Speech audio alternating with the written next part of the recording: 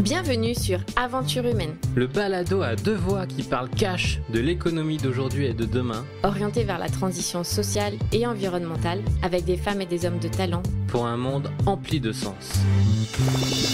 Je suis Laura et après un tour de monde de plus de 8 mois, seule en sac à dos, j'ai compris à quel point le fait de bien se connaître pouvait ouvrir de nouvelles portes, laisser place à de merveilleuses rencontres et entreprendre différemment en plaçant l'humain et la nature au cœur de toute démarche. Moi, c'est Gaël, passionné par les connexions humaines et les parcours sinueux, mais riches, de chaque aventurier de la vie. Je suis convaincu que nous pouvons réaliser de grands projets si nous sommes bien entourés et préparés à affronter les obstacles.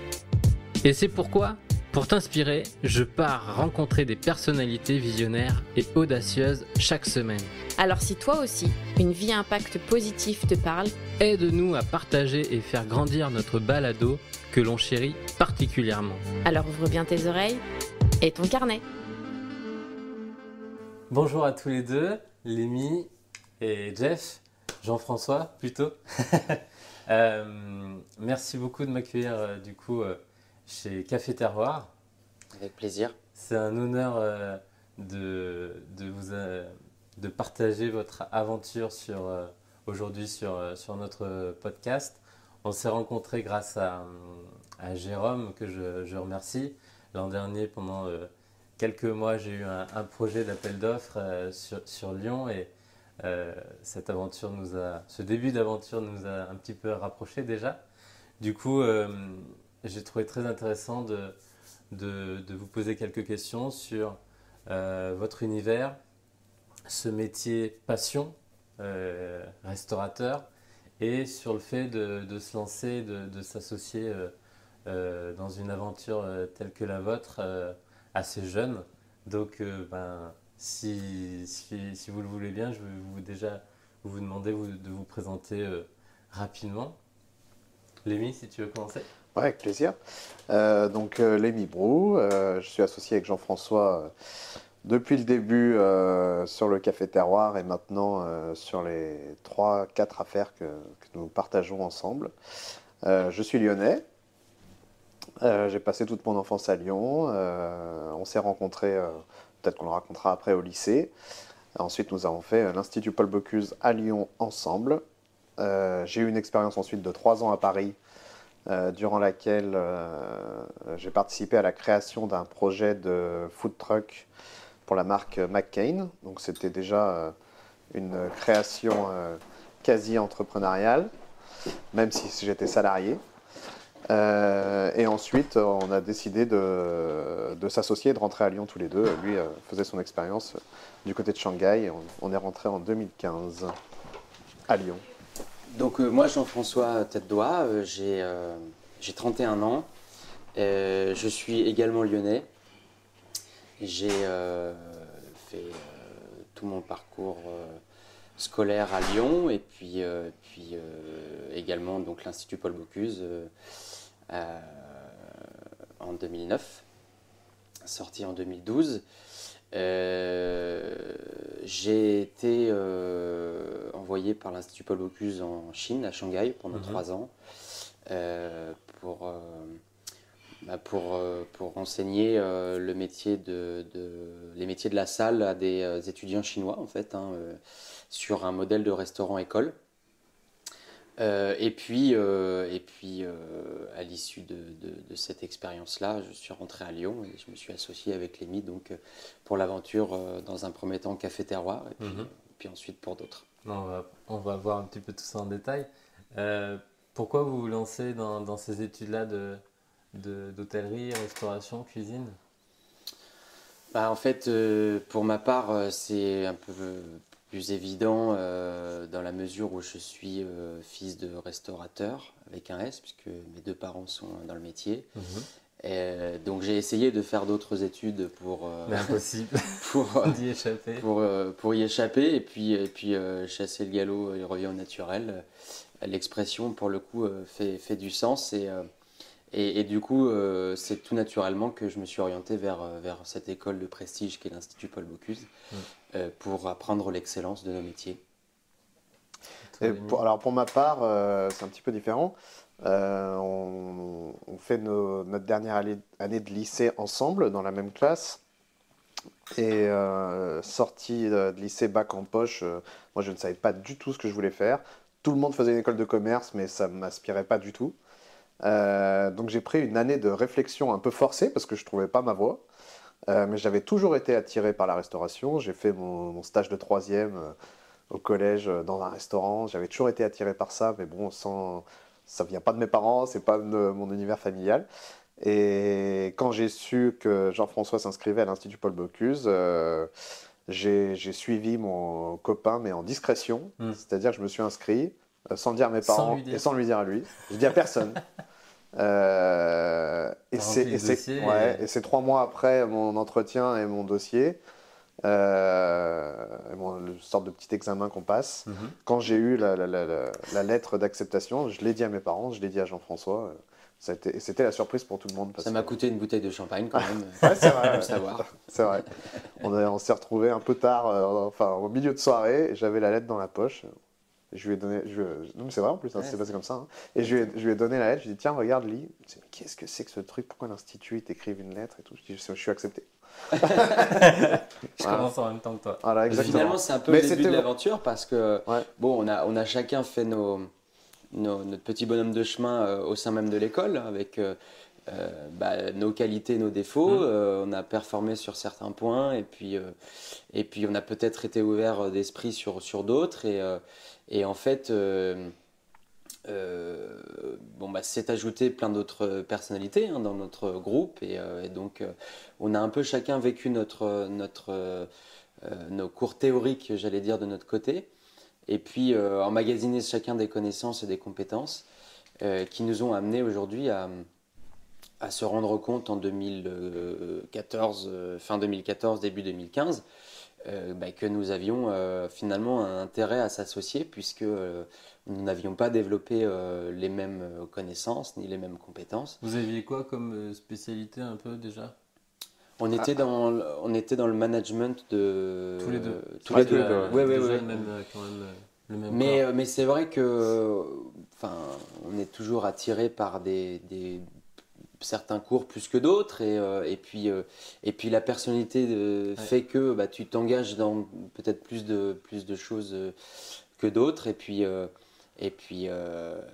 le fait est que ça nous a amené à un constat évident que on était assez complémentaires, quoi. Mais l'association n'a jamais été évoquée avant 2015. On est rentré à l'Institut en 2009. Oui. Et au moment où on se donne la lettre, où je lui donne la lettre, quand je vais faire la même école que lui, etc., jamais on se dit c'est pour ensuite ouvrir un restaurant ensemble ou des affaires ensemble dans le futur. Oui, Enfin, ouais. Enfin, moi, dans ma tête, c'était assez clair que je faisais l'Institut Paul Bocuse pour suivre la trace de mes parents et que certainement que j'allais reprendre leurs affaires mais on ou en s'était tout cas pas les tapé dans la intégrer. main en se disant, et même en sortant de l'Institut, on allait faire Ouais. chacun notre expérience. Mais c'est bien. Mais c'était pas, on se disait pas, bon allez, on se donne 10 ans, dans 10 ans on ouvre une affaire, quoi. Pas du tout. Quoi. Qu'est-ce que tu as appris, toi, Lémi, sur cette expérience chez McCain dans le food truck là? J'ai appris plein de choses, mais la débrouillardise, parce que c'était quand même un travail assez autonome, parce que c'était quelque chose qui sortait des cerveaux, des têtes pensantes, CEO, enfin vraiment des grands dirigeants de chez McCain, et ils sont allés à l'institut en se disant, on va trouver un petit jeune enfin 2 petits jeunes, parce qu'on était un binôme d'ailleurs, qui vont nous monter ça, mais il y avait énormément d'autonomie. Parce que eux, c'est pas leur métier, eux, ils sont dans d'autres sphères. Et puis c'était nouveau. C'était nouveau, et dans leurs équipes, même s'il y a, je sais plus, je dirais une connerie, mais il y a peut-être 35 000 salariés dans le monde, ou un truc de dingue, quoi. Mais il y a personne qui fait de la restauration commerciale. Ils sont jamais en contact avec le client. Et ils font pas de food truck, et ils font pas... Une vraie dimension opérationnelle. Et donc, du coup, il fallait être touche à tout et tout faire. Et nous, on était ce jeune diplômé fougueux. Et du coup, on disait oui à tout. Ouais, vous inquiétez pas, on sait tout faire. Alors que dans le fond, on savait pas tout faire. Et du coup, c'était vraiment de la débrouillardise. Et il fallait vraiment toucher à tout. Être dans le camion en vente commerciale, faire de la compta, leur envoyer des rapports. Enfin, c'était vraiment... on s'est surestimé en fait le binôme, mais c'est normal. Parce qu'on avait l'envie. Oui. Mais du coup, c'est l'école de la vie professionnelle, quoi. Ça dure combien de temps cette expérience?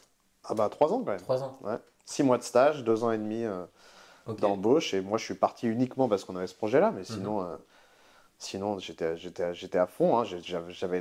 J'avais le sentiment d'être un peu à la tête de ma petite PME avec des moyens colossaux, mine de rien, parce qu'ils avaient une grosse puissance financière. Donc c'était un peu différent que quand on s'associe nous et là, c'est encore autre chose. Mais bon, c'était l'école c'était un peu, on se jette dans le grand bain et on touche à tout. On touche à tout et il faut faire nos preuves parce qu'on est un peu le fusible, quoi. Si jamais il y avait une merde, les mecs au-dessus, ils te font sauter puis ils te mettent quelqu'un à la place. D'ailleurs, on avait ce sentiment-là, en tout cas. Donc, on était investi à 2000%. Pas du tout, je me levais le matin sans avoir l'impression d'être salarié. J'avais l'impression que je le faisais pour moi, quoi. Alors que ce n'était pas le cas, mais j'avais ce sentiment-là parce que j'avais l'impression d'avoir une chance, en fait. D'avoir les clés de la maison. Super. Et toi, Jean-François, à Shanghai, qu'est-ce que tu apprends? J'apprends le self-control, j'apprends la patience, j'apprends en fait des valeurs très, très importantes pour devenir un bon manager, c'est-à-dire écouter avant de décider. J'apprends à faire confiance aussi et à donner des directives aussi, ce qui n'est pas forcément évident. Souvent, quand on a la confiance, on préfère faire les choses soi-même et en se disant que ce ne sera pas forcément mieux fait si c'est quelqu'un d'autre qui va le faire. Et quand on a un poste à responsabilité avec 60 étudiants à charge, eh bien, il faut déléguer, puis il faut organiser tout ce petit monde et puis faire en sorte que le travail soit fait dans les temps, que les budgets soient respectés, qu'il y ait quand même de la rentabilité, parce que même si c'est un restaurant école, le but n'est pas de perdre de l'argent. Comme toute entreprise, c'est quand même de créer du chiffre d'affaires et un centre de profit. Donc voilà, self-control, parce qu'évidemment, on travaille avec des novices et qui plus est d'une culture totalement différente. À qui, dans un premier temps, il faut apprendre à utiliser une fourchette et un couteau. J'utilise souvent cette image parce qu'elle est frappante. Et quand on enseigne la culture de la gastronomie à la française, eh bien ça passe par ça, l'utilisation de plusieurs couverts différents en fonction des plats, en fonction des mets. La verrerie, qu'est-ce qu'un vin blanc, qu'est-ce qu'un vin rouge, qu'est-ce qu'un vin rosé, comment c'est fait, la notion de région, de terroir, etc., etc. Et donc ça passe aussi par un enseignement totalement théorique que je n'avais jamais anticipé, puisque moi je sortais de l'école, j'avais une certaine expérience opérationnelle et dans la transmission des gestes, c'est plutôt assez cohérent, assez facile à faire. La transmission théorique, ça demande un certain nombre de compétences. La connaissance, elle revient automatiquement parce que on se replonge dans les livres instantanément et on vérifie l'information avant de la transmettre. Et le tout dans une autre langue. Oui, tout en anglais. Tout en anglais. Essentiel d'avoir des notions de mandarin pour attiser la curiosité et pour capter l'attention des interlocuteurs, des étudiants en l'occurrence. Voilà, et puis tout ça mis dans un monde réel, puisque c'est un vrai restaurant dans lequel il faut servir des clients. Et donc toi, tu pars là-bas dans cette idée de restaurant-école. Normalement, c'était pas prévu ces cours théoriques. Ça, c'est toi qui l'apporte, qui le met en place? En fait, c'était pas prévu dans ma fiche de poste lorsque j'ai embauché. Néanmoins, c'était une évidence qu'il fallait le mettre en place pour mener à bien la dimension opérationnelle qui se faisait par la suite. Avant même de dire aux jeunes, il faut changer les couverts entre l'entrée et puis ensuite le poisson ou la viande, il faut savoir qu'est-ce qu'est une fourchette à poisson et qu'est-ce qu'est un couteau à poisson ou un couteau à viande. Et ça, Voilà. c'était pas dispensé déjà dans leur école Et non, parce que justement, on part de très loin. Il faut savoir qu'en Chine, il n'y a pas d'école chinoise qui enseigne la gastronomie, j'allais dire, européenne à la française, mais qui elle-même est divulguée occidentale, quoi, si on veut. Là, en l'occurrence, ils ont des écoles où ils apprennent à utiliser les wok. Utiliser un certain nombre d'ustensiles que nous n'utilisons pas du tout dans notre culture et notre fonctionnement pour manger, sauf si vraiment on veut se faire un dîner à la chinoise, mais même en France, j'ai jamais vu autant de matériel pour faire cette cuisine-là, si c'était des cuiseurs à riz. Donc on les voit, c'est difficile d'imager ça en audio, mais avec des postes, des wok avec du sable à l'intérieur, et puis on leur montrait à faire le mouvement. Voilà, c'est ces écoles-là qu'on allait visiter, et c'est à ces jeunes-là qu'on allait parler de service à la française, et donc de fourchettes, de couteaux, de verres, etc.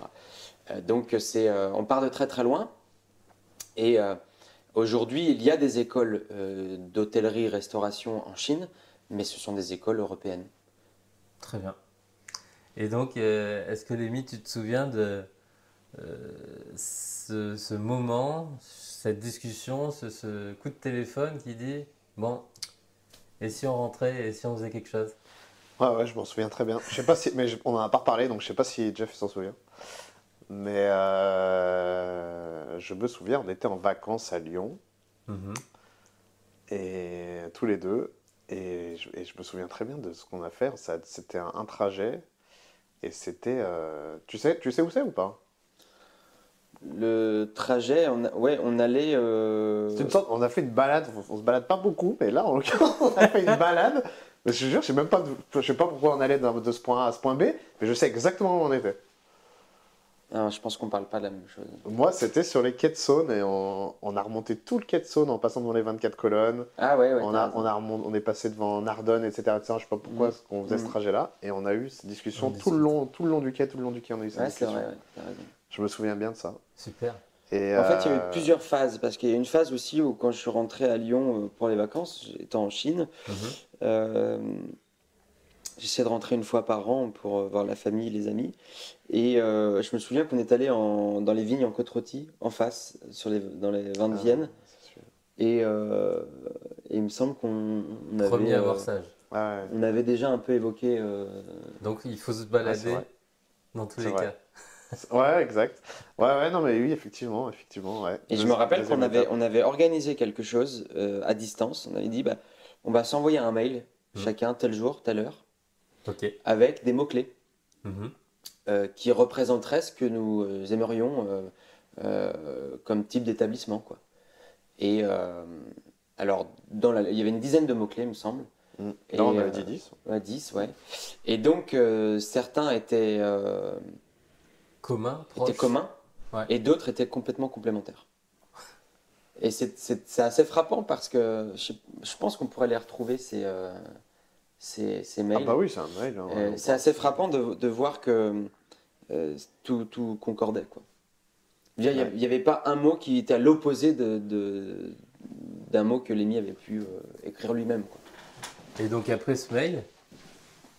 Et après ce mail, on a échangé plus dans le détail. Et puis on a commencé par l'idée de mettre en avant le côté local, le locavore, et de se dire que de toute façon, si nous, on revenait à Lyon, c'était pour faire valoir le terroir rhône-alpin et pour mettre en place une cuisine régionale en utilisant des produits de la région et dans un modèle assez simpliste de bistrot. Voilà, on voulait ni faire une cuisine gastronomique, ni faire une cuisine bistronomique. On voulait que ce soit ni tomber dans le bouchon lyonnais. On voulait proposer une offre de bistrot finalement un bouchon 2.0 qui remet dans les assiettes les produits les plus proches du restaurant. Ok, et donc là, quelles sont les étapes? Faut trouver un local, faut trouver les fournisseurs et les employés? Ouais, ouais, ouais, ça fait des grandes lignes, mais c'est un peu le même principe, c'est le même discours que mon aventure parisienne, hein, il faut se jeter à l'eau et puis on fait tout. Finalement, le local, c'est la dernière chose, quoi. Ouais, nous on a vraiment essayé de conceptualiser, de pousser le concept pour faire quelque chose un peu pointu dans le détail, enfin vraiment qu'on se mette d'accord sur tous les détails, mais que ce soit dans l'assiette, le décor, la servuction, comment est-ce qu'on sert. Et ça, vous faites comment et ça prend combien de temps? Vous mettez pendant 2-3 Bah mois alors c'est simple, hein, on est rentrés à Lyon tous les deux au mois d'août Oui. 2014. Jeff, 100% a consacré son temps à 100% à... Moi, je suis rentré en novembre. Ah ouais, pardon, j'ai dit une bêtise. C'est toi qui es Alors, moi, je suis rentré en août, mais Ok. j'avais un job alimentaire Ouais. jusqu'à l'ouverture du restaurant. Et Jeff est rentré en novembre, et lui s'est consacré à 100% au restaurant. Mhm. Et on a ouvert juin 2015. Juillet, ouais. Juillet, ah oui, On a eu les clés en avril et on a ouvert en juillet. Ouais, donc ça, une, on a une petite année, quoi. 9 mois. Ouais. Une petite année, mais parce que Enfin, tout s'accélère quand on trouve le local, c'est vrai. oui. Mais en tous les cas, si on parle si on devait refaire, Mhm. et d'ailleurs on a refait, parce on a fait d'autres choses après, mais euh, avant de trouver le local, il faut être calé. Mm. Il faut être calé sur le reste. Et le local, finalement, il va modifier. Il va modifier les plans. Tout change Il une va fois qu'on a le affiner local. ou... Mais la base doit être vraiment prête. Et en l'occurrence, nous, notre base, c'était les produits. les produits, c'était le local. Et puis un service de qualité, un positionnement de bistrot chic dans lequel on travaille que des produits de la région. La base, elle paraît simple comme ça, mais en même temps, tout découle de ça, c'est-à-dire le sourcing, trouver la bonne équipe, les bonnes personnes qui ont envie de promouvoir aussi cette philosophie-là. C'est convaincre des banquiers, s'entourer d'un avocat, d'un comptable, etc., etc. Et toutes ces personnes-là doivent être dans cette philosophie, puisque finalement, toutes les parties prenantes à une entreprise, je pense, en tous les cas à titre personnel, et je crois que Lémi me rejoint là-dessus, doivent être en cohérence avec Bien notre sûr. projet. Bien sûr. Et en fait, à partir du moment où on a donné le ton, ces parties prenantes-là vont nous aider, nous guider à prendre les meilleures décisions possibles. Et voilà, ça va de l'achat d'un four ou d'un frigo, pour la cuisine que tu fais, quel type de frigo tu as besoin, etc., etc. La bouteille de vin, si tu décides que le prix minimum ce soit 25-30 euros, il faut une verrerie qui soit adaptée à ce prix-là. C'est pas des bouteilles à 15-16 euros, voilà. Donc, etc., etc. Et tout mis bout en bout fait que il faut être Et une vraiment cohérence. calé et être cohérent, voilà. Et aujourd'hui, et peut-être même à l'époque déjà, quels sont un petit peu vous êtes répartis les rôles, les responsabilités? Ça s'est fait hyper naturellement. Ouais. Enfin, on l'avait fait. Pareil. Il y a des choses qui ont changé, je crois. Ouais, on l'avait fait. On s'était dit, toi, tu fais la RH, toi, tu feras ça, machin. On marche pas sur les plates-bandes de l'autre et tout. Et puis petit à petit, en travaillant ensemble, ça s'est fait. Ça s'est dessiné tout seul. Ouais, Hein. ouais, Il y a complètement. un équilibre Ouais, naturel, complètement tout seul. Puis, mais il y a des choses où vous avez... vous faites... Est-ce que vous faites je sais ce que tu veux ces dire. missions-là en totale Tout séparément. séparément Ouais. Vous faites entièrement confiance. Ouais. Et Ok. on travaille effectivement. Et je pense que c'est ce qui Parce qui que vous marche. vous connaissez super bien. C'est même si on est entrepreneur associé, on prend des décisions communes, on travaille chacun de notre côté avec nos tâches respectives et on se met pas l'un à côté de l'autre à un bureau en disant on va faire un truc ensemble, quoi. En fait, il y a trois types de décisions. Il y a des décisions opérationnelles, des décisions managériales et des décisions stratégiques. Mhm. Sur les décisions opérationnelles, on a souvent eu des désaccords ou peut-être, mais c'est des petites choses, C'est quoi. des petites choses. Sur des décisions managériales et stratégiques, nous n'avons jamais été en désaccord. Jamais. Super. Donc c'est pratique et plutôt encourageant parce que ça veut dire qu'on a les mêmes ambitions, qu'on va dans la même direction et qu'à aucun moment et encore aujourd'hui on fait même d'autres métiers que le nôtre. On va dans l'immobilier, on fait des choses, on achète des murs commerciaux sans savoir ce qu'on en fera un jour, mais pour investir, quoi. Et même ça s'est fait Ok. assez naturellement. Super.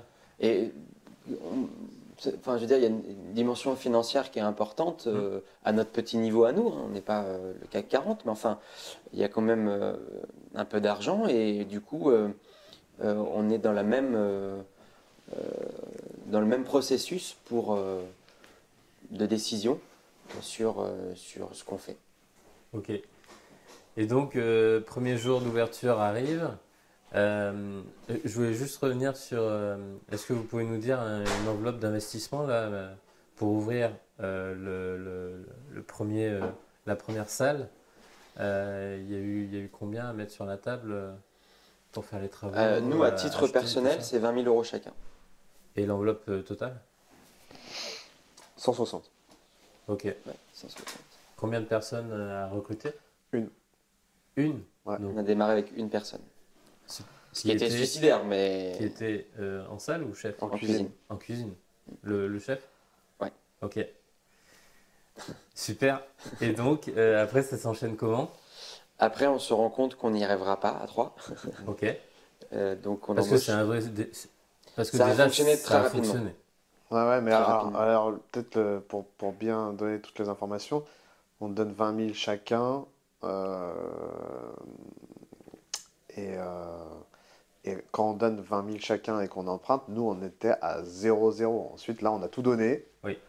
et donc on n'est pas dans la situation actuelle ou d'autres entrepreneurs où on se dit bon, on va embaucher 5-6 mecs, de toute façon on verra, si ça marche pas, ben non, on était dans la survie, donc on embauche un mec et il faut qu'on arrive à le payer, et si jamais nous il reste quelque chose, on se payera, mais Ouais. c'était vraiment, on était des vrais débutants, quoi, c'est pas... Ouais, c'était à poil. Voilà. Alors, On se on jette. ouvrirait un café-terre maintenant, bah, on prendrait 10 personnes tout de suite, quoi, c'était... Oui, mais c'est pas pareil. Et parce qu'on sait que ça marche, etc. Mais on était vraiment débutants et on était, c'est pas frileux, c'est pas le bon terme, mais on faisait vraiment, on n'était pas sûr de notre coup, quoi, c'est tout, hein, Bah en ouais. fait. Vous Oui, faisiez, puis il y avait une certaine attente parce que le poids familial impacte énormément. Beaucoup de clients de mes parents sont venus très rapidement pour voir ce qu'on faisait.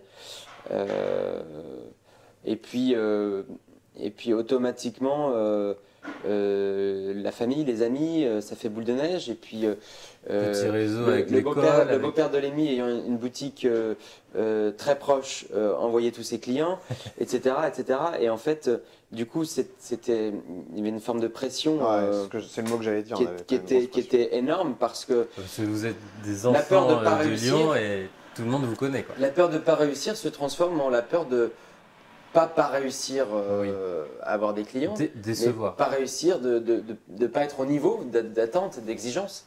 Ok. Et puis en fait, mais on apprend petit à petit. Et puis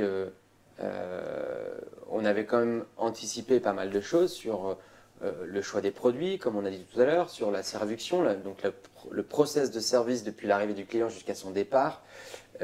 Tout ça mis bout à bout était tellement bien anticipé que quelque part, même si il pouvait y avoir une erreur ou deux sur l'ensemble c'était gommé par d'autres choses et on a quand même réussi. La partition était écrite. La partition était écrite. Donc si on peut rater. Il n'y avait plus qu'à la jouer et à l'adapter. Ouais, on n'avait peut-être pas le bon rythme, parce qu'on n'était pas des virtuoses, quoi, mais après, il faut se rattraper à la lecture de la partition, quoi. Voilà. Ça marchait comme ça. Et rapidement, on a senti que physiquement, on commençait à. Une ouverture est toujours difficile. Pas par la surcharge du travail en tant que tel seulement, mais surtout par la pression psychologique qu'il y a autour de ça. Comme disait Lémi tout à l'heure, tu as mis 20 000 balles sur la table, tu n'as plus une flèche. T'as zéro. T'as tout mis dedans. Ouais, moi je me souviens. Il te reste ton père et ta mère. Ouais. Si tant est qu'ils peuvent subvenir à tes besoins encore maintenant, sinon t'es mort. Le truc rigolo, moi dont je me souviens, je me faisais marrer, c'est que au moment où je devais donner 20 000 balles à la banque, je crois que j'ai demandé à mon père, il faut que tu me prêtes 200 balles parce que j'ai 19 800 euros. Tu me prêtes 200 balles et j'avais 19 800 euros. Et là cette image-là, ça fait vraiment tapis, comme tu dis, ça fait poker, quoi. All-in. Et là, après, bon, ok, maintenant je suis mort. C'est parti. Faut que ça marche. Ouais, mais c'est un peu comme si, c'est un peu comme les émissions en jet au milieu de la jungle en hélicoptère, faut que tu retrouves ta route, quoi. C'était un peu ça, quoi. Ouais, c'est super. Non, tu vois pas l'image. C'est une belle jungle quand même, hein, bon. Mais on a l'accès à l'eau potable. Ouais. Donc, ça prend. Donc, ça vous soulage de ce côté-là. Et en même temps, tout de suite, il faut recruter quoi? 2 personnes? 3? Alors, on a commencé par une personne. Ok. En la personne de Florent Poulard, qui est aujourd'hui notre associé sur Monsieur P, c'est la 3e affaire, qui est venu par hasard manger chez ses potes et qui s'est retrouvé le lendemain en cuisine. Parce qu'il a vu ses potes dans la panade, qu'il avait 4 mois à tuer avant de partir chez Boulu à New York. Et il a dit, les gars, je mets le tablier, je viens vous aider à partir de demain. Il a pris le lead de la cuisine, naturellement, parce que c'est un garçon qui a 7 ans d'expérience au plus haut niveau, chez des 3 étoiles. Donc il a pris le lead naturellement en cuisine. Et là, bouffée d'oxygène. Moi, je repars en salle avec Lémi, à 100%. Accueil, tac. Carte des vins qui commence à... On commence à avoir la possibilité d'acheter un peu plus de vin, proposer d'autres choses, monter un peu en gamme sur certaines bouteilles, etc. Et ne serait-ce qu'une 4e personne physiquement à bien aider. Et ensuite, comme ça, on vous voit tous les deux en salle et c'est vous qui êtes aussi sur le devant. La première personne en cuisine a lâché le bateau au bout d'un mois et demi. Ok. Trop gros pour elle. Ok. Elle avait bien donné, mais c'est vrai que c'était intense. C'était intense. Et puis Florent arrivant et prenant le lead, il a naturellement pris de l'espace. Et donc on a tout de suite recruté une 2e personne qui avait un profil avec plus de compétences, qui pouvait remplacer Florent lorsque Florent sera parti. Ok. Donc 4 mois après, quoi. Et puis voilà, et on a fonctionné à 4 pendant bien 6 mois, je pense. Et c'est seulement au bout de 6 mois qu'on a pris donc un 3e salarié, du coup, et qui était un plongeur, pour soulager l'équipe en cuisine. Ouais. Ah, exact. Et 1 an après, on a pris Noémie en salle. Et juste pour... Voilà. On les a mis les uns après les autres. Ok. Et juste pour nos auditeurs, il y a combien de couverts? 45 places assises sur le Café Terroir uniquement. Ok, super. Et si on revient sur le sourcing, ça je crois que c'est un peu c'est peut-être l'essence et le carburant de Café Terroir. Comment tu gères, je pense que c'est toi un petit peu plus Jean-François, comment tu gères les relations et comment tu gères je sais un petit peu par exemple pour acheter du vin, des fois il faut montrer patte blanche une première année, la 2e année tu as un carton et ça se construit. Comment tu le fais? Comment tu le gères? Il y a plusieurs éléments. La première chose, c'est que nous, on s'est fait beaucoup aider aussi par la famille, qui avait déjà ses entrées dans pas mal de domaines, si on parle du vin. Et ensuite, il a fallu prouver aux vignerons avec lesquels il travaillait que on était non seulement dans un souci de qualité dans notre fonctionnement, et deuxièmement qu'on avait les moyens de payer les bouteilles. Parce que la vérité, c'est qu'un vigneron, c'est un agriculteur, quoi. Donc, quand il vend ses bouteilles, il a besoin d'être payé aussi. Je veux dire, c'est évident que ça demande d'être extrêmement vigilant là-dessus, parce que le vigneron qui est pas payé, il va vendre à quelqu'un d'autre qui lui le payera.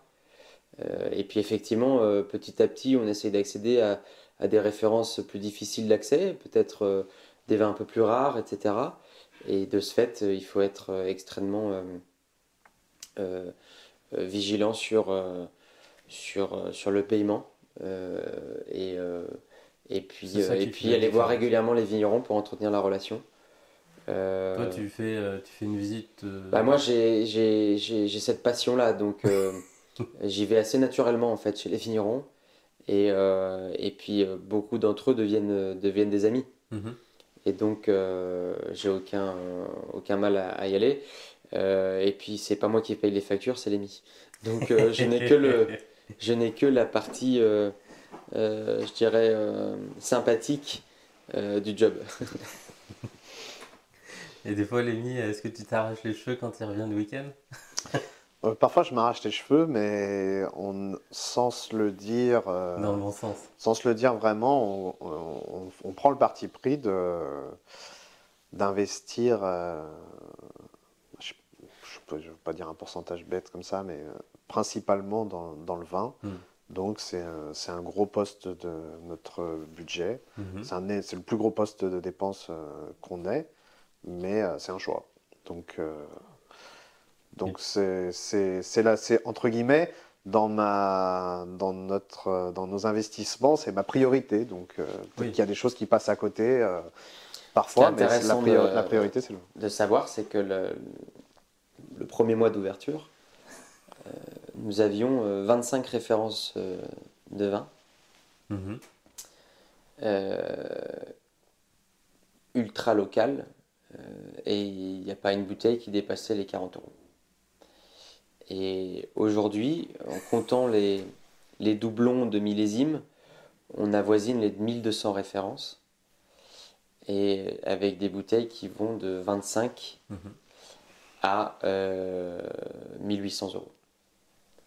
Donc il y a eu un peu de chemin de parcouru. Et c'était déjà dans le projet, dans la vision sûrement. Ça s'est fait. Mais... L'idée était de proposer une belle offre de vin à nos clients. C'était d'être une alternative à une restauration gastronomique sur le vin. C'était de proposer des vins à des prix convenables. Et puis de fil en aiguille, c'est devenu un peu une force. Bien sûr. Parce que aujourd'hui, on est vraiment. Vous êtes reconnu et on vient au Café Terroir pour manger une côte de bœuf ou une volaille au mori et pour se faire une belle quille de vin. Très clairement. Ouais, c'est sûr. Et naturellement, ça va nous amener sûrement à le deuxième établissement. La cave. C'est dans l'ordre, hein, c'est ça? Tout à fait. C'est ça, ouais. Comment c'est l'opportunité qui fait que le local en face est disponible et que c'est à peu près le bon moment? Alors, c'est pas un local et c'est pas le bon moment. Alors, ok. C'est des garages. Il y a 2 voitures. Ok. Donc, c'est 2 portes de garage avec 2 voitures derrière. Il n'y a pas d'eau, il n'y a pas d'électricité, il n'y a pas de décoration, il n'y a rien. C'est un cube de béton. Et c'est pas tout à fait le bon moment parce qu'on a ouvert il y a un an et demi avant. Quand on l'apprend, peut-être ça fait même pas un an qu'on a ouvert. C'est un pari une seconde fois. Ouais, voilà, c'est un peu, ça arrive trop tôt, mais est-ce que vraiment on va laisser passer cette opportunité, quoi? Parce que du coup, ce sont des garages qui sont à vendre. Ce sont des garages, non, C'est un monsieur d'un certain âge, enfin une dame d'un certain âge qui a perdu son mari, qui avait ses voitures ici. Et du coup, au décès de son mari, on voit que les voitures partent. C'est Michel Reynon, qui est la famille Reynon, qui est traiteur à 200 mètres de notre restaurant, qui nous dit sachez qu'il faut se positionner pour mettre vos voitures. Ah oui. Et si jamais, nous on se dit, ah, on va mettre nos voitures, puis il dit, et si jamais, vous devriez le transformer en salle de restaurant. C'est lui qui nous donne l'idée. Donc nous on se dit, oulala, il s'emballe un petit peu. Mais on s'est dit quand même, c'est pratique d'avoir un local pour stocker du vin, mettre nos voitures, etc. Ça serait pratique. Donc on s'y intéresse. La régie qui gère le dossier nous dit, bon par contre il va falloir une transformation de bail, parce qu'actuellement c'est un bail commercial, donc il va falloir transformer ça en bail de garage. On dit, mais c'est-à-dire et c'est là que ça nous met la puce à l'oreille et qu'on se lance dans un projet un peu fou, parce que on n'achète pas un restaurant, on achète un garage et il faut tout transformer, quoi. Et vous sentiez à ce moment-là, au bout d'un an, que ça commençait à devenir étroit ou qu'il y avait la possibilité pour faire autre chose? On accueillait beaucoup de monde. C'était 7 jours sur 7? Non. Presque. Presque. Ouais. Ah non, 6 sur 7. 6 sur 7. 5 et demi. 5 et demi sur 7. Ouais. Il y avait les dimanche soir aussi. Pour les habitués, les amis, la famille. Ok, et donc la cave, combien de temps pour les travaux? 5 mois et demi. 5 mois et demi à fond. Ouais, parce qu'on est allé loin, hein. On a percé au milieu du garage, oui, pour se retrouver dans les caves, aménager les caves. Pour pouvoir stocker tout le vin. C'était toutes ces références. C'était des gros travaux. Mettre du chauffage, eau, électricité. Isoler les murs, les plafonds, les sols. Faire des toilettes aux normes handicapées. Créer un bar avec les arrivées, les évacuations d'eau. Tout. Et donc en moins de 2 ans, vous avez 2 salles. Ouais. C'est ça? Ouais. Un bistrot, un bar à vin. Et une cuisine. Par contre, c'est ça? Et une seule cuisine. C'est ça, ok. Et donc le concept ou la petite différence, le positionnement sur la cave, c'est... Modèle bar à vin, ouvert que le soir. Ok. Du mardi au samedi soir. Et la possibilité de louer, de privatiser possibilité de privatiser soit le rez-de-chaussée, qui est donc la salle principale du bar à vin, soit les caveaux, puisqu'il y a deux caveaux distincts qui peuvent recevoir 12 et 12 personnes. Et donc là, à ce moment-là, combien de personnes dans l'équipe? Au départ, une personne. Encore pour la cave, ouais. Et aujourd'hui, ils sont 3. Et aujourd'hui, donc 3. Et au Café Terroir, ouais. Ils sont 9. 9. Ouais. Donc là, aujourd'hui, ça tourne un peu... Non, enfin, aujourd'hui, c'est 13 même. C'est 10 et 3. 10 et 3. Ouais. Et il n'y a pas trop de turnover? Si. Si, c'est compliqué. Il y a du turnover. Après, c'est un faux problème. C'est-à-dire que si on l'identifie comme étant un problème, ça devient problématique. Devient un problème. Si c'est naturel. On a pris conscience depuis maintenant. Non, pas depuis le début, parce que c'est vrai qu'on était un petit peu gênés au départ, mais depuis quelques mois, quelques années, que c'était une problématique à laquelle on serait exposé chaque année. Et donc, on restructure régulièrement. Et puis, on évolue nous-mêmes aussi dans notre management. On essaye de s'améliorer. Les chiffres faisant nous permettent aussi de mieux rémunérer les salariés. En tout cas, plus en cohérence avec leur poste. Et petit à petit, on se rend compte qu'on gagne en fidélité. D'accord, ok. Mais il y a toujours il y aura toujours cette problématique. Et ça fait partie aussi de la restauration, de se faire plusieurs maisons, plusieurs plusieurs expériences avant potentiellement de trouver Voilà. sa voie ou de monter sa propre affaire. Et puis on est confronté à des générations qui changent, qui Oui. évoluent Mm. et qui vont plus vite, qui zappent beaucoup, qui sont des globetrotters. Mm. 6 mois à Lyon, 6 mois à Bordeaux, 6 mois à Paris, puis après on choisit où est-ce qu'on va. On suit son petit copain, on suit sa petite copine. Ouais. On déménage par-ci, on déménage par-là, on fait une saison à la montagne, on fait une saison dans le sud. On fait des métiers où en fait on a une telle offre de possibilités Oui. pour éveiller la curiosité des salariés que finalement ils sont tous un petit peu en éveil sur ce qui se fait et puis ils foncent dès qu'il y a de nouvelles opportunités. Et puis on a un système qui fait que on peut quand même récompenser l'effort. Mhm. Pas autant que sur le modèle américain ou anglais, mais on se rend compte que pour ceux qui veulent vraiment bosser et s'en sortir, il y a des possibilités. Ok. Et puis on a embauché des très jeunes aussi parce qu'on a ouvert notre restaurant, on avait 26 ans. Oui. Donc ça on se pourrait retrouve, se on combler. n'avait pas envie d'avoir 3 serveurs de 35 piges, ça faisait 10 ans de plus que nous, quoi. Donc, Oui, ça faisait- et eux, je pense que des gens qui ont dépassé la trentaine n'avaient pas envie d'avoir de patrons de 25 ans, quoi. Ouais. Donc du coup, on a embauché des très jeunes et puis je pense que ça évoluera avec le temps. Mais aujourd'hui, naturellement, même si c'est pas vrai pour tous nos salariés maintenant, mais on a plus de gens qui sont plus jeunes que nous. Oui. C'est un peu la logique des choses, ça se fait comme ça en fait. C'est un peu Et naturel. puis ça crée de l'énergie, ça crée de la vie dans le restaurant. Et quand je parlais de Bouchon 2.0, c'est qu'en fait, on retrouve un peu cet esprit Bouchon lyonnais chez nous, avec de la vivacité, avec de la convivialité, avec de l'énergie. Et finalement, les clients s'y retrouvent là-dedans, quoi. Mm. Et les jeunes partagent un petit peu avec la clientèle qui est plus âgée qu'eux. Et du coup, il y a une vraie belle atmosphère au Café Terroir. Je confirme.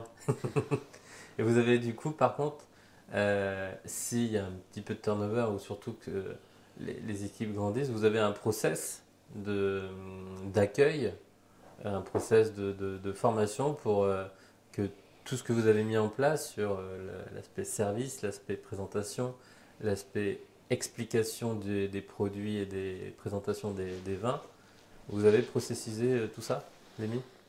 Alors je peux en parler, mais c'est le job de Jean-François. Ah, ok. Effectivement, Pardon. mais effectivement, on l'a fait et Jean-François s'applique à prendre individuellement Mhm. les nouveaux arrivants et les accompagner pendant plusieurs jours pour leur donner vraiment l'esprit de la maison, qu'ils aient le discours de la maison, mais surtout qu'ils intègrent la mentalité de... C'est encore un process du coup oral? Oui, C'est surtout une transmission orale? c'est surtout une transmission orale. Après, je sais qu'il leur donne une fiche de poste sur laquelle c'est plutôt bien détaillé. Ok. Mais le plus important chez nous, c'est l'état d'esprit et la mentalité. Le savoir-être Café Terroir. Et Et il y a des codes que Jean-François transmet à chacun d'entre eux. Tu veux préciser quelque chose? Bah, finalement, il a quand même bien expliqué le truc. L'idée, c'est de faire des formations express Mhm. où on accentue sur l'état d'esprit plus que sur la compétence opérationnelle. Je veux dire, on fait des métiers de la main, Mhm. c'est des métiers qu'ils apprennent sur le tas. À partir du moment où il y a la volonté, l'envie et le sourire, alors c'est gagné, quoi. Je veux dire, on fait des métiers qui sont extrêmement difficiles par les horaires. On travaille en décalé. On travaille lorsque les gens se reposent ou se divertissent, en fait. Donc c'est la première problématique. Et puis la deuxième, c'est qu'on travaille aussi la nuit, enfin le soir, tard.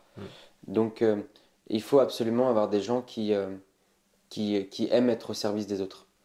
Donc lorsqu'on a cet état d'esprit-là, l'envie de bien faire le sourire, alors le reste s'apprend sur le tas. Et la première des choses, c'est repérer la bonne personne qui a cet état d'esprit-là, et ensuite lui communiquer notre fonctionnement et le fait que le sourire, c'est gratuit et c'est obligatoire chez nous. Génial. Je le mettrai en titre à mon avis, ça. Et, et aujourd'hui, vous avez du coup, pour pallier à tout ça, et peut-être aussi en fonctionnant avec des extras, vous avez dans le pipeline toutes les semaines des demandes de, de, de postes. Vous recrutez ou vous êtes à l'affût? Non? On Non, pas est forcément. on est très calé Vous êtes sur. dans l'écoute, Oui, la exactement. veille? Puis on est dans pour la ressource humaine, calé sur les fiches de poste Mhm. qu'on propose. Et puis, lorsqu'il y en a un qui décide de s'en aller, on active la machine.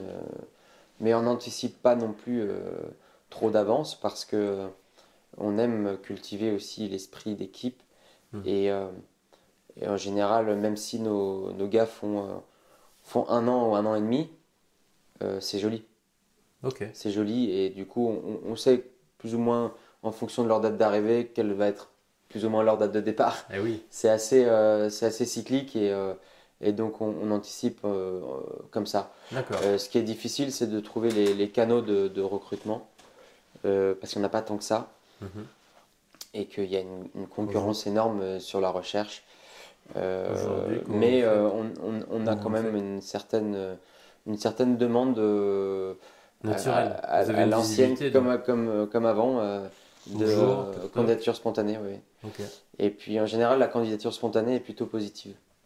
Ok. Parce que c'est quelqu'un qui cherche à venir travailler chez nous. Et d'ailleurs, on peut rebondir peut-être en ayant cette discussion sur le troisième établissement qu'on a ouvert, parce que Oui. lui, du fait que ce soit un chef qui après 2 ans on Donc va il est raconter pas. l'histoire, hein, Oui.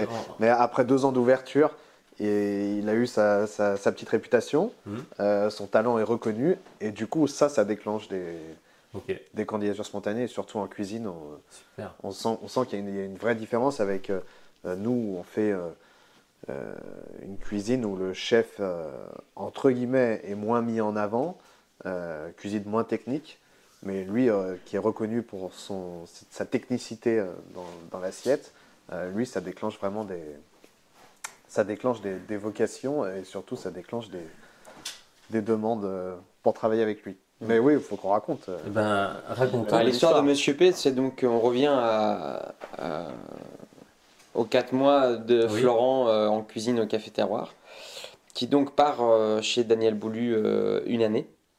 D'accord, il y va quand même. Il y Ok. va. Il y Mhm. va parce que c'était prévu et que quand tu es Quand c'est- accepté oui. chez Daniel Boulu à New Tu y York, vas. Tu te poses tu pas réfléchis 36 pas 000 trop, questions. tu y vas. Et c'est une expérience riche, Mhm. humainement et professionnellement parlant. Et donc Florent revient, on garde le contact au téléphone régulièrement. Et puis plein de choses se passent entre-temps, des opportunités, des projets s'offrent à nous. Puis on s'est dit, on a quand même la chance de bien s'entendre avec lui professionnellement parlant, Ouais. qu'on est quand même bons copains, bons amis, et du coup, pourquoi pas faire quelque chose ensemble. Et à son retour, il me dit, bah, les gars, ça y est, je suis prêt. Je, je J'ai fait mon je expérience, reviens pour maintenant je suis m'installer. prêt. Go. Voilà, j'ai pas une flèche, vous, ça tourne bien, On peut faire un truc. on peut s'associer, etc. Et puis, bah, ça s'est fait assez facilement, assez naturellement également. Et il est revenu au Café Terroir quelques mois, Pour avec reprendre. l'humilité de prendre le poste de chef de partie et non pas chef de cuisine, Mm. puisqu'un chef était déjà en place. Oui. Le temps de mettre en place son Super. projet, c'était devenu son job alimentaire à lui, Ouais. mais en restant avec nous à notre contact, ce qui nous a permis de travailler ensemble régulièrement. Et puis le local trouvé, le concept, bon, il n'était pas très compliqué à mettre en place, c'est une restauration gastronomique, donc Mhm. le concept c'est la main du chef, hein, tout simplement. Et puis D'où le nom tout aussi naturel, Monsieur P. Monsieur P. Et puis la suite, on la connaît. Lémi gère toute sa partie administrative et financière.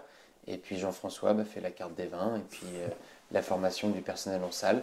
Et en fait, on applique la même chose que ce qu'on applique ici même.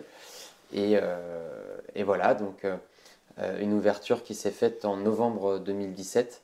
Donc finalement, 5 mois après l'ouverture de la cave. Donc ça s'est enchaîné très rapidement. Ouais. Donc là, en moins de 3 ans, 3 locaux, en moins de 2 ans et demi presque même. Ouais. 3 2 ans et demi, 3 salles, 3 locaux, 3 univers différents. 3 univers, 3 concepts. Et c'est ça votre force. Vous avez, à mon avis, un socle commun, une expertise et un amour des produits et ces valeurs-là. Et après, le reste, du coup, on peut s'amuser avec tout ça, quoi. Tout à fait. Super. Et le petit dernier, le Gâteau Lyonnais. Qui vient juste d'ouvrir. Qui est ouvert dans le 2e arrondissement, tout proche de Café Terroir et de la cave Café Terroir. Puisqu'on est sur la place des Jacobins dans le 2e, donc en plein centre de Lyon. Et là, pour le coup, c'est une épicerie-pâtisserie. Il y a une partie de pâtisserie artisanale qu'on produit nous-mêmes au Café Terroir. Ok. Et puis il y a une partie épicerie avec des pralines, bien sûr, évidemment. Et une partie épicerie où on va mettre en avant une sélection de produits que nous utilisons nous-mêmes dans notre cuisine.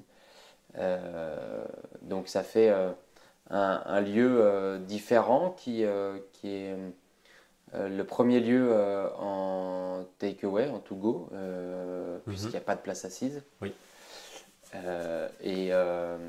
Donc encore une autre diversification, encore une nouvelle branche de notre métier. Avec d'autres process mis en place, de la production en amont, avec de la revente. Du stockage, voilà. Des approvisionnements différents à gérer. Exactement, une tarification différente. Oui. Là, il y a combien de personnes qui s'en occupent? Il y a 2 personnes à la production. Ok, uniquement. Et une personne à la revente. Ok, donc 3. Ok, super. Donc ça fait un petit peu de monde. Mais ça n'est qu'une activité supplémentaire à l'offre qu'on propose aujourd'hui, puisqu'on est exactement dans le même esprit que Café Terroir. Oui, on reste dans la cohérence, que des produits locaux. Super. Et du coup, là, dans le futur, en fait, vous avez envie de continuer à diversifier, multiplier ces concepts sur ce socle commun, toujours à Lyon, peut-être aller un petit peu ailleurs, vous savez, vous ne posez pas trop de questions? À court terme, en début d'année, on déménage notre restaurant Monsieur P de la rue Royale, place des Célestins. D'accord. Dans un emplacement de premier rang sur la place, qui est un emplacement où le restaurant sera beaucoup plus mis en avant que rue Royale, où il est bien placé, mais c'est dans le 1er arrondissement, il n'y a pas beaucoup de passages, etc. D'accord. Là, c'est un grand restaurant dans lequel on déménage, ça le rapproche de chez nous. Du petit fief des Célestins. Exactement. On multiplie presque par 3 le nombre de couverts, donc c'est un gros challenge. Ok. Ça, c'est combien de couverts du coup au final? 80. Bah ouais, il y a 80. Je crois que c'est 85, quelque chose comme ça. Je crois qu'au max on est à 90. Ouais. Ok. Donc c'est une autre dimension, hein, parce que rue Royale c'est 30 couverts. Et donc ça c'est le projet à court terme. D'accord. Et après. Ouais, non, j'allais dire qu'en fait on a déjà opérationnellement beaucoup de travail, beaucoup d'activités. Qui aujourd'hui ne nous permettent pas de développer une nouvelle unité physiquement. Oui. En revanche, on a 2 autres métiers qui sont je dirais, cohérents avec notre formation et puis nos expériences passées et présentes. C'est donc du consulting sur des. C'est comme ça qu'on des- s'est rencontrés. C'est comme ça qu'on s'est rencontrés Et qu'on avance sur des projets d'ouverture. d'établissements Mm.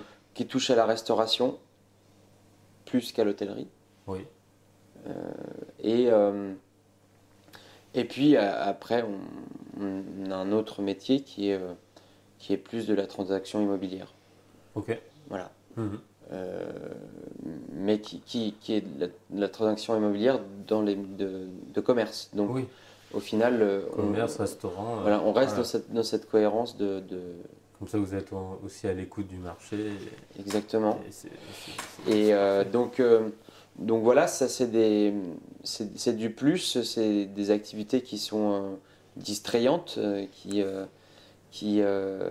nous apportent aussi qui nous demandent d'autres efforts, d'autres Mhm. compétences et qui nous font rencontrer d'autres personnes aussi. Mhm. Et c'est dans cette logique entrepreneuriale finalement. On sait que physiquement on ne peut pas être de partout. Mais on sait aussi qu'on a une force à proposer à ceux qui en ont besoin.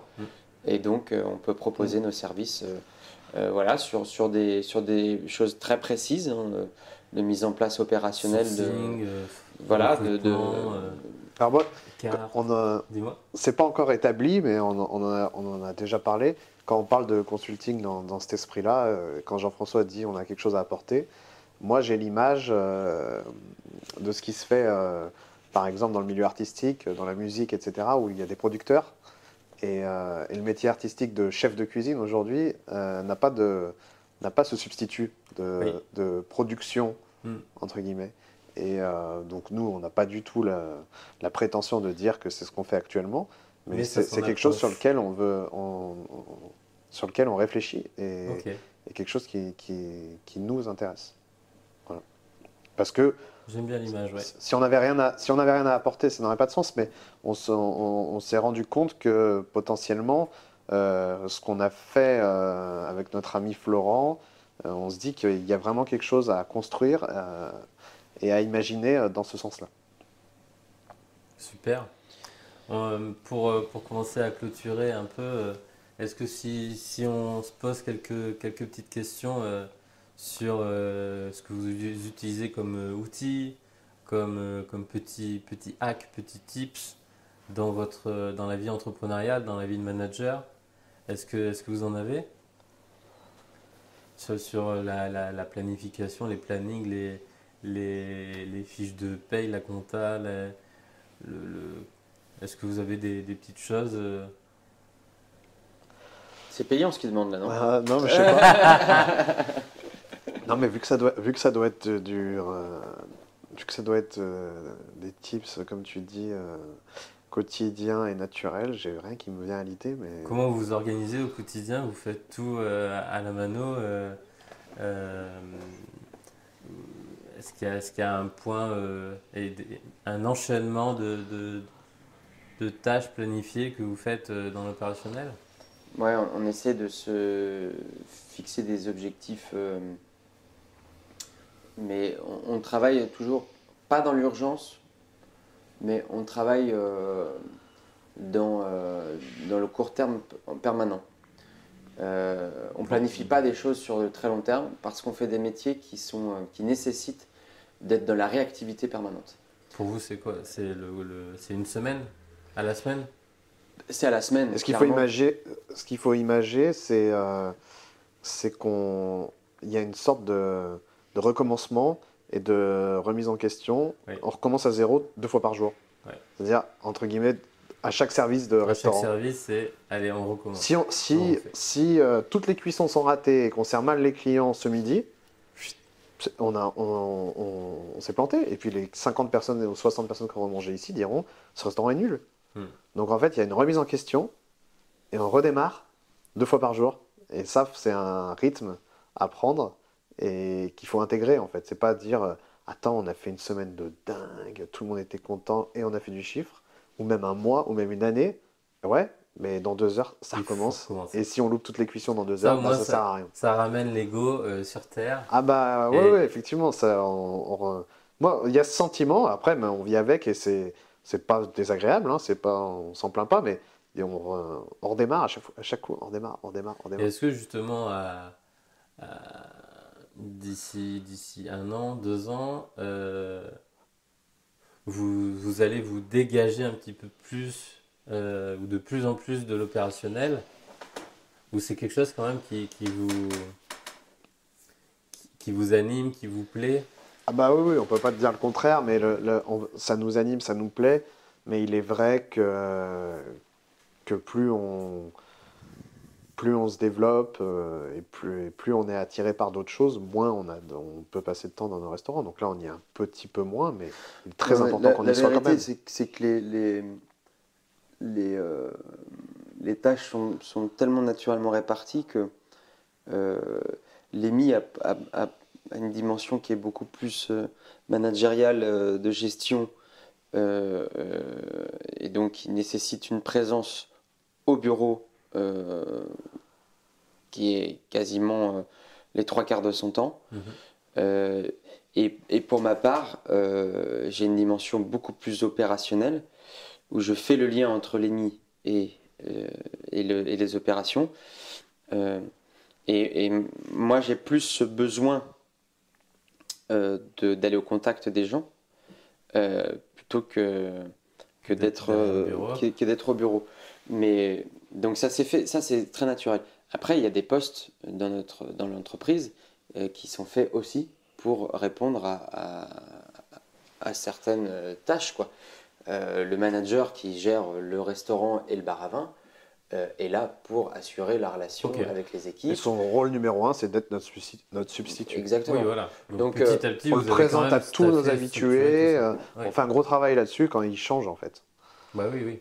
Et oui. Mais super. Comme faut qu'ils mettent le costume de maître de maison. Même si c'est pas chez lui, mais faut faire comme si. Il faut qu'il endosse ce rôle d'aubergiste que nous étions depuis le départ, et qu'il puisse être dans la relation avec les clients et dans la relation avec les équipes opérationnelles. Super. Un grand merci à tous les deux pour avoir présenté tout ce parcours déjà très riche qui continue à se développer. Je mettrai le site, les coordonnées dans les notes du podcast. Avec plaisir. Et nous, on va continuer à échanger pour que le 4e ou le 5e ou le 6e soit le bon. Avec plaisir. Merci beaucoup. Merci à toi. Merci à toi. Un très grand merci à toi d'avoir écouté cette discussion jusqu'au bout. Nous espérons qu'elle t'a donné envie de passer à l'action dès aujourd'hui. Tu as une remarque, un conseil ou un besoin ? Appelle-nous au 06 59 07 64 99 ou envoie-nous un email à l'adresse suivante: avouslesstudios@a-venturehumaine.com. Nous serons ravis d'échanger avec toi. On se retrouve bientôt sur ton application favorite, donc abonne-toi. Partage cet épisode autour de toi et laisse-nous un avis 5 étoiles sur iTunes Podcast. En attendant la prochaine conversation, deviens un aventurier de ta vie. Nous te souhaitons une semaine extraordinaire. À bientôt!